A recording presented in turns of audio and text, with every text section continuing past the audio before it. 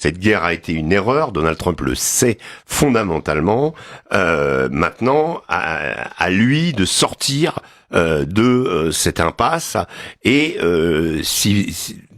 si c'est possible, la tête haute, de façon justement à faire en sorte que il puisse continuer à se maintenir et renouer avec sa base, parce que c'est vraiment le problème crucial aujourd'hui. Il a encore des cartes en main. Maintenant, il faut qu'il sorte de cette histoire d'Ormuz et d'Iran avec une forme de victoire. De leur côté, les Iraniens se sont rendus compte que, en bloquant le détroit d'Ormuz, ils avaient un pouvoir incroyable sur les marchés financiers et l'économie de la planète.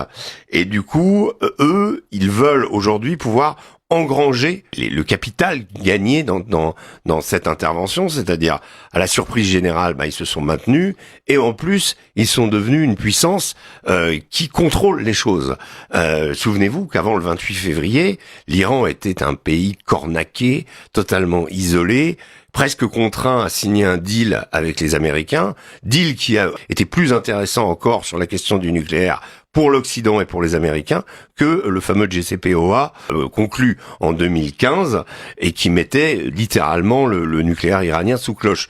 On y était presque. Trump a décidé, sous influence probable de Netanyahou, qui lui n'avait pas les mêmes... J'aime bien votre précaution. Non, mais... sous influence probable, oui. Ils ont attaqué ensemble. On est d'accord. Oui, ils ont attaqué ensemble, mais ce qui est, de dire que c'est... Je pense qu'il y a Netanyahou qui est décisif, il y a aussi d'autres personnes qui ont toujours poussé dans l'entourage de Trump, des gens comme Lindsey Graham, par exemple, et tout un reliquat de néoconservateurs qui conservent justement beaucoup d'influence auprès de Trump, qui l'ont précipité à faire cette guerre.